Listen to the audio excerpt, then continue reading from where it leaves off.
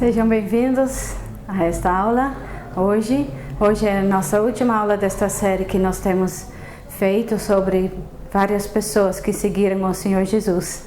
E nós vamos começar com a leitura de alguns versículos em várias partes da Bíblia. Primeiro, nós vamos ler Isaías 45, versículo 22.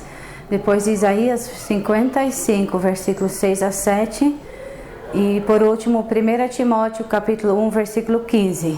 Se você já quiser procurar na sua Bíblia estas leituras, nós vamos começar com Isaías 45, versículo 22, as palavras de Deus que falam assim: Olhai para mim e sereis salvos, vós todos os termos da terra, porque eu sou Deus e não há outro.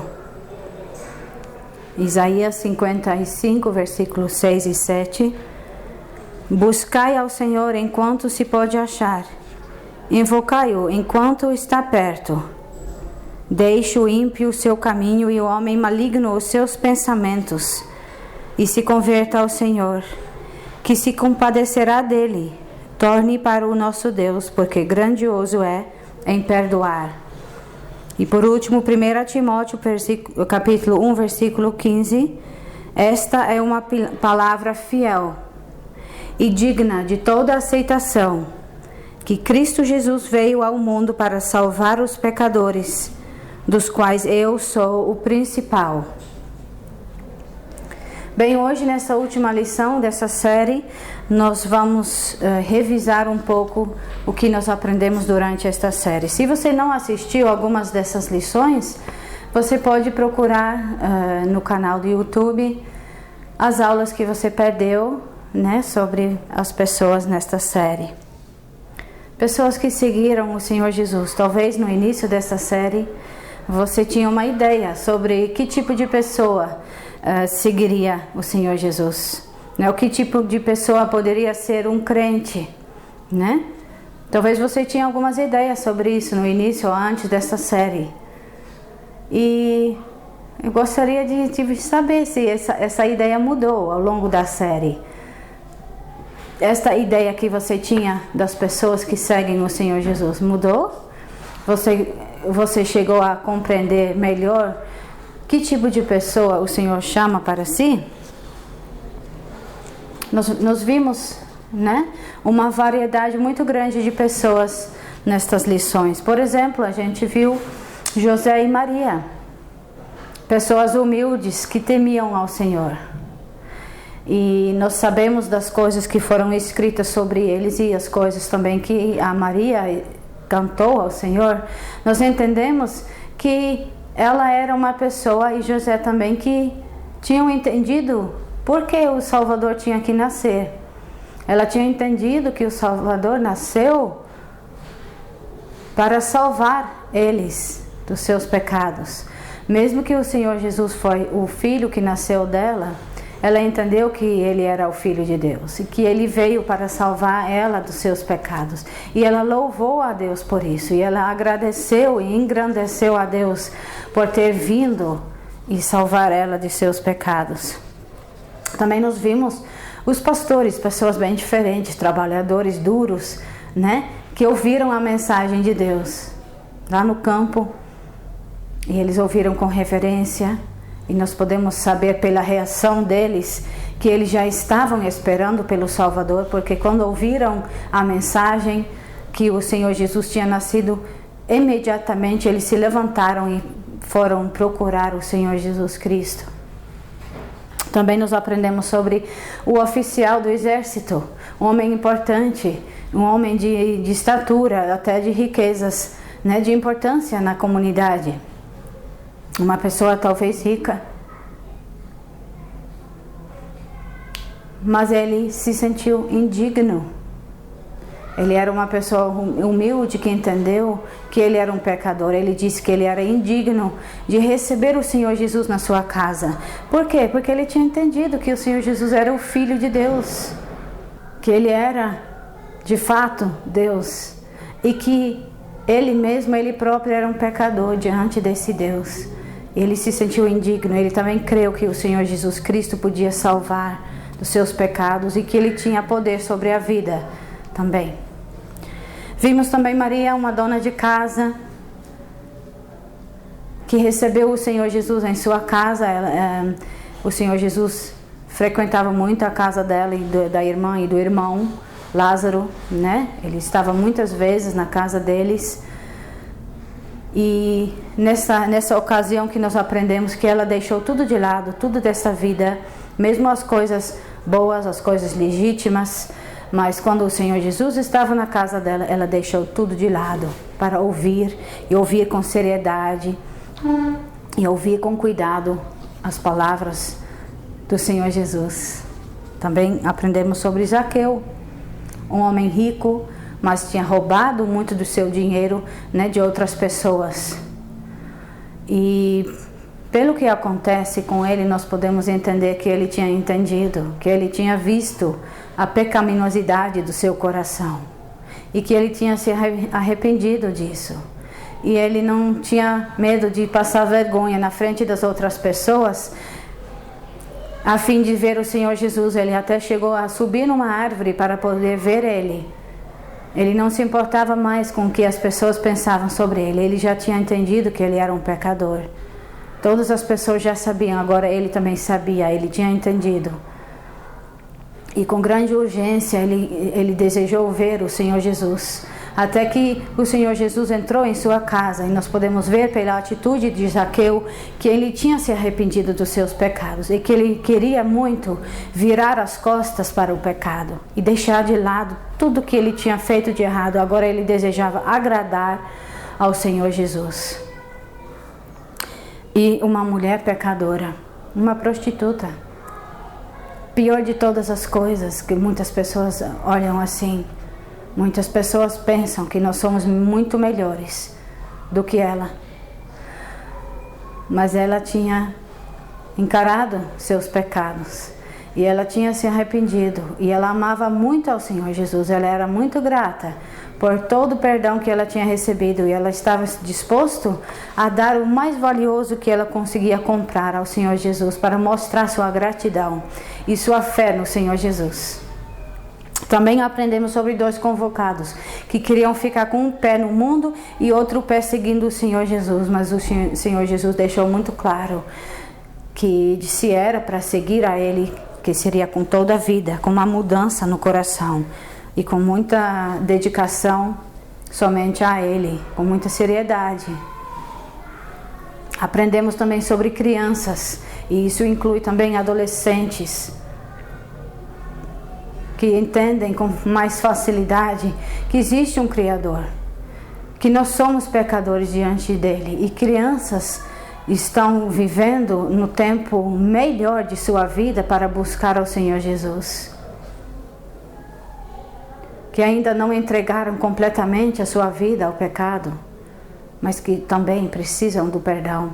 E crianças, o Senhor também recebe.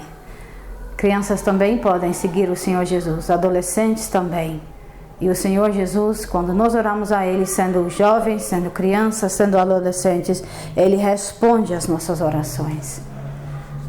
Também nós vimos uma viúva, e ela descobriu, bem na frente dela, que Cristo tinha poder sobre a vida, e de dar a vida, mesmo a quem já tinha morrido.